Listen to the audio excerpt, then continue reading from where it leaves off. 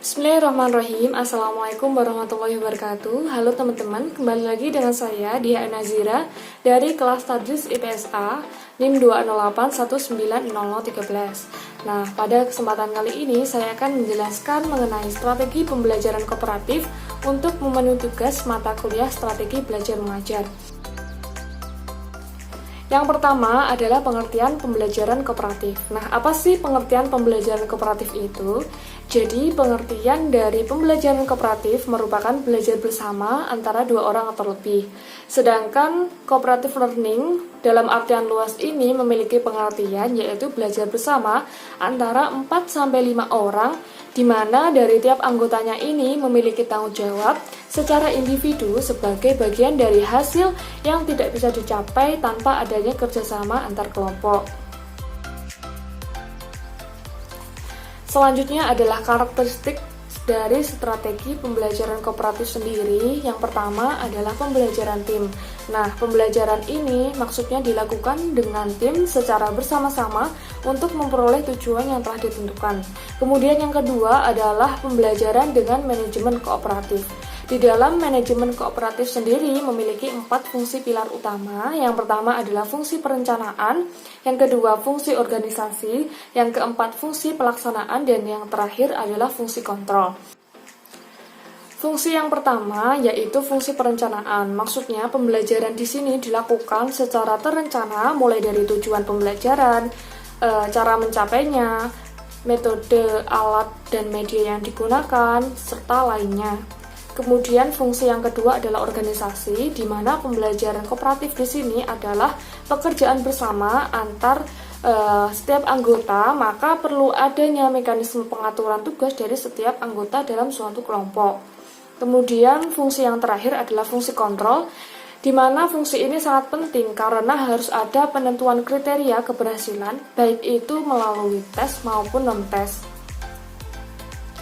Nah, karakteristik yang ketiga yaitu kemauan untuk bekerja sama. Maksudnya, kerjasama di sini tidak akan efektif apabila anggota kelompok tidak memiliki kemauan untuk bekerja sama. Karena di dalam tim ini tidak hanya ada peraturan tugas dan juga tanggung jawab anggota tim saja, tetapi juga rasa kebersamaan dan juga saling mengingatkan antar anggota dalam suatu kelompok.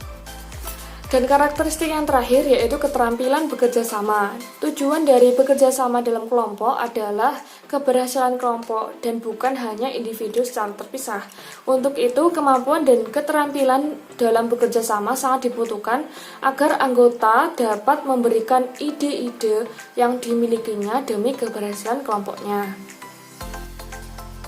Selanjutnya adalah prinsip pembelajaran kooperatif. Yang pertama adalah prinsip ketergantungan positif atau positive interdependency.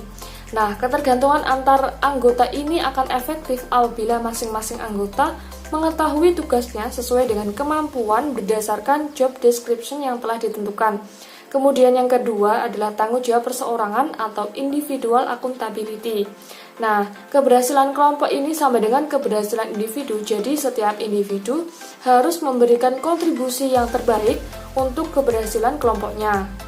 Kemudian yang ketiga adalah interaksi tatap muka atau face-to-face promotion interaction, di mana interaksi tatap muka ini akan memberikan pengalaman yang berbeda bagi setiap anggota kelompok, sehingga mereka akan menghargai setiap perbedaan dan juga saling mengisi kekurangan dari masing-masing anggota kelompok.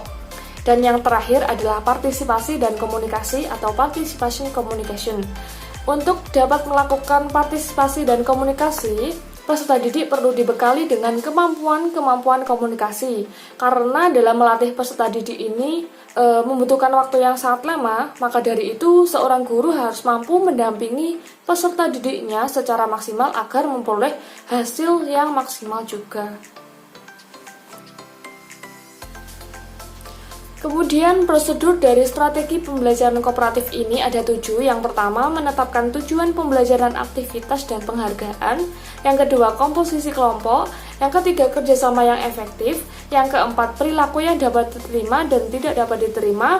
Yang kelima adalah periode percobaan dan umpan balik. Yang keenam, bantuan dari guru kepada siswa. Dan yang terakhir adalah melakukan evaluasi. Selanjutnya, keunggulan strategi pembelajaran kooperatif ini yang pertama, peserta didik mampu bekerja sama dalam kelompok secara keseluruhan demi kebaikan kelompok.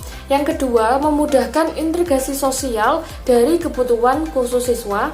Yang ketiga, memudahkan pembagian usaha dan juga tugas yang dapat disesuaikan dengan kebutuhan siswa.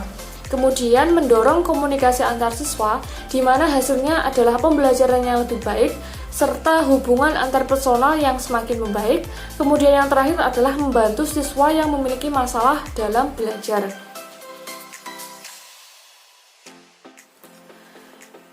Kemudian yang terakhir adalah kelemahan dari strategi pembelajaran kooperatif. Yang pertama, butuh waktu yang lama untuk memahami strategi pembelajaran ini. Yang kedua, sulit untuk mewujudkan peer teaching yang efektif. Kemudian yang ketiga, butuh waktu yang lama untuk mengembangkan kesadaran berkelompok. Kemudian yang keempat, kurang memperhatikan aspek motivasi diri untuk menanamkan kepercayaan diri karena tertutup dengan kepentingan bersama. Kemudian yang kelima, yaitu dalam evaluasi ini sulit untuk memberikan penilaian yang objektif secara individual karena kebanyakan penugasannya adalah secara berkelompok. Demikian penjelasan mengenai strategi pembelajaran kooperatif. Apabila ada kurang dan lebihnya, saya mohon maaf yang sebesar-besarnya. Akhiran, wassalamualaikum warahmatullahi wabarakatuh.